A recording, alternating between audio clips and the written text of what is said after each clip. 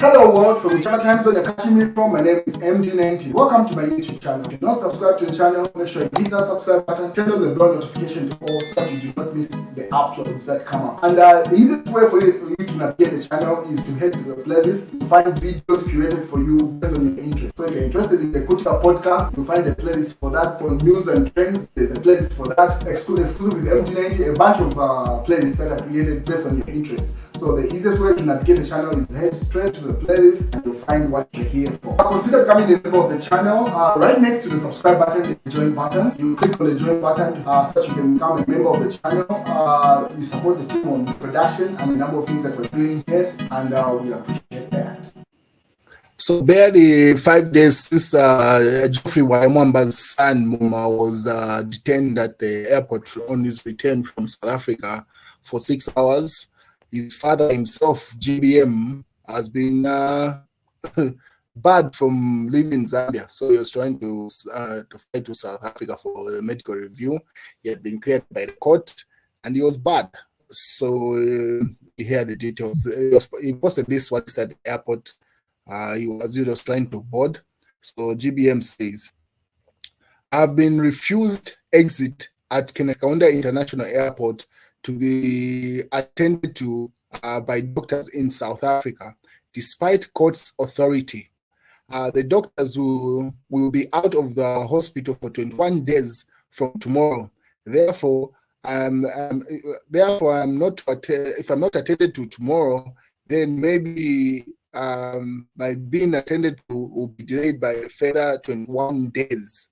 Instructions were made to the immigration departments not to allow me board the aircraft, and my luggage has been offloaded too.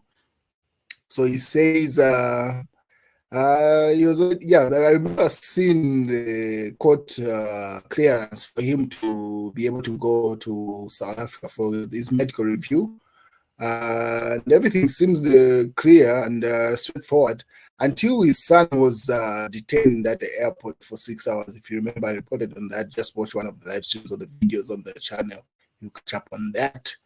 And the officers at the airport says they only got authority from police HQ to detain his son. And they don't know why they are detaining him, so he alleges. Those are reports coming from GBM himself. What is today, it's him that has been stopped from leaving the country. So he posted this particular air ticket that was already booked and everything. So this was his boarding pass. The flight was supposed to leave at 12:45. He was in the business class, seat 2A, and those other details that he posted. So, and he was supposed to land in Johannesburg, but that will not happen. He's still in the country. And then his explanation is to say the doctor that was supposed to attend to him will be out of South Africa for 21 days. And him leaving the country now was the best time for them to meet. That's his doctors and himself. Now that they've stopped that from happening, that only means that it's going to be delayed for another further 21 days. These images coming from the airport incidents where his luggage was offloaded, and obviously the airport authorities trying to explain to him, yeah, boss, this is beyond our pay grade. We've just been instructed to act accordingly. So we are doing just that.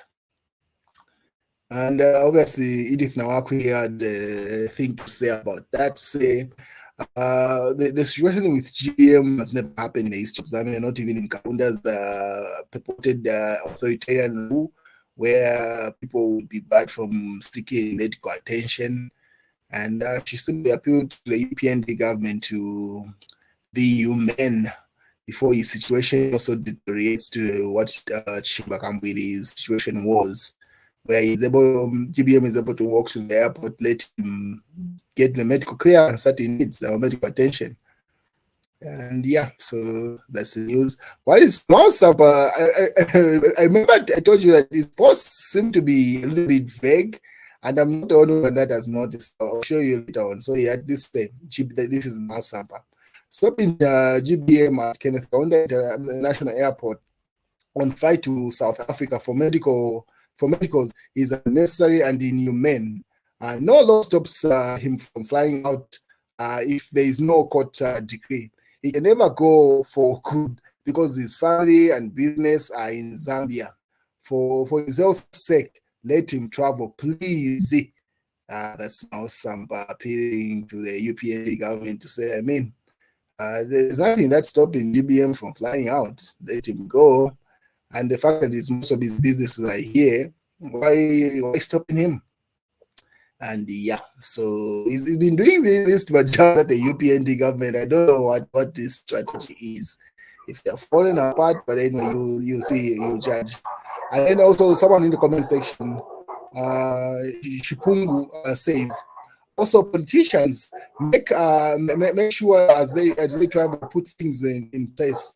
You might be supporting someone without proper medical documentation. It is not always about stopping. Sometimes look at why someone is being stopped. So I don't know what that individual is trying to allege there, based on to himself. But now Sampa says GBM is supposed to be let go. Let him go get attended to. But his posts have caught the attention of the watchdog and a number of UPND platforms to say, wait, where does this stand? I remember I mentioned it to say his recent posts seem to be like he's trying to appeal to Ed Lungu PFM. I don't know what his strategy there is.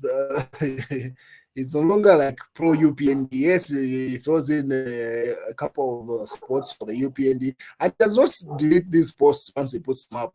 Earlier on, he was appreciating that Edgar Lungu is a very chilled individual in that image you see on the far left. Those are screenshots that have been posted by the Zambia Watchdog. And another one where he was supporting Nawaki's stance with regard to the mine.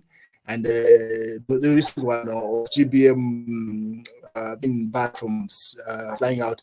And also, he made a comment where GBM's son was detained for 6 hours at Kenneth Kaunda International Airport. So the watchdog says, the Zambia watchdog says, as watchdog, we have consistently advised the United Party for National Development, UPND, to empower and work with its own supporters instead of trying to hire PF 10 course.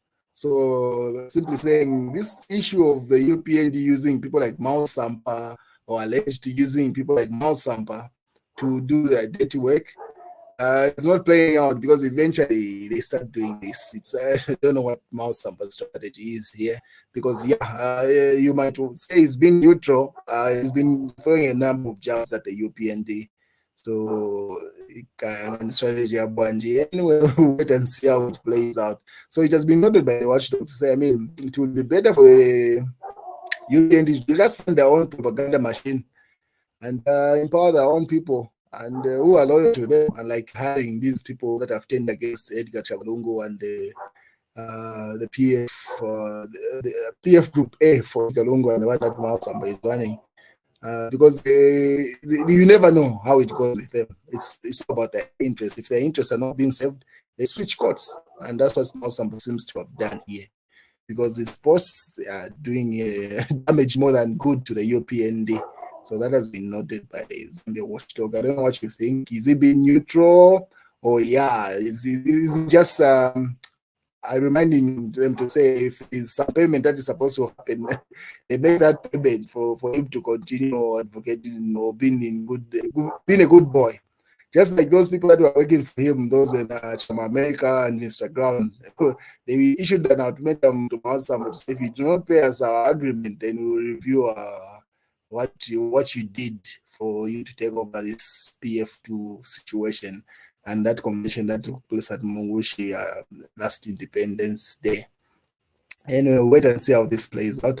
But so far, Mao Samba's situation seems to be is neither hot or cold. They say it's lukewarm. It's in between. Yeah, he's